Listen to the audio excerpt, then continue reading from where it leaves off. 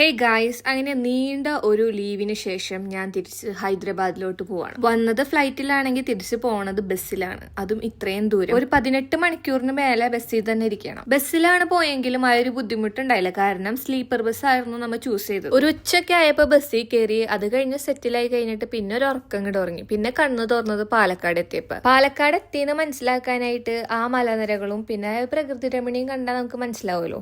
Evening sunset ഒക്കെ ആവാറായപ്പോ നല്ല അടിപൊളി വ്യൂ ആയിരുന്നു ബസ്സിന്റെ ഉള്ളിൽ. അങ്ങനെ പതുക്കെ ആ വ്യൂ ഒക്കെ ആസ്വദിച്ച് കയ്യിലുണ്ടായ ഒരു ബിസ്ക്കറ്റ് ഒക്കെ കഴിച്ച് അങ്ങനെ കുറച്ചു നേരം അങ്ങോട്ട് ഇരുന്നു. സൺസെറ്റ് ടൈമിലത്തെ ആകാശം അത് നല്ലൊരു അടിപൊളി വ്യൂ തന്നെ. എത്ര നോക്കിയിട്ടും എത്ര വീഡിയോ എടുത്തിട്ടും മതിയാവാത്ത ഒരു വ്യൂ ആയിരുന്നു ആ ഒരു ടൈം. ഇരുന്നും കിടന്നും ഉറങ്ങി അങ്ങനെ കുറെ നേരം കഴിഞ്ഞ് രാത്രി ഡിന്നർ കഴിക്കാനായിട്ട് സേലത്ത് വണ്ടി നിർത്തി. അങ്ങനെ അവിടെ നിന്ന് ഒരു ഫ്രൈഡ് റൈസ് ഒക്കെ കഴിച്ചു. ഇത്രയും വലിയ ദീർഘയാത്ര ആയതുകൊണ്ട് തന്നെ ഞാൻ സിനിമ ഒക്കെ ഡൗൺലോഡ് ചെയ്ത് വെച്ചിട്ടുണ്ടായി കാണാൻ. അപ്പൊ ഡിന്നർ കഴിഞ്ഞ് സിനിമ കാണലായിരുന്നു പരിപാടി. സിനിമ ഒക്കെ കണ്ട് കിടന്നുറങ്ങി പിന്നെ എണീറ്റത് രാവിലെ ഹൈദരാബാദ് എത്തിയപ്പോ. അങ്ങനെ ചെറുതായിട്ട് ബസ് മാറി വേറൊരു ടാക്സി പോലത്തെ വണ്ടിയിലേക്ക് മാറി കയറേണ്ട വന്നു. അവിടുന്ന് പിന്നെ സ്റ്റോപ്പിൽ ഇറങ്ങിയ ഓട്ടോ ഒക്കെ പിടിച്ച് തിരിച്ച് ഹോസ്റ്റലിലെത്തി. അപ്പൊ അത്രേ ഉള്ളൂ. Okay, by.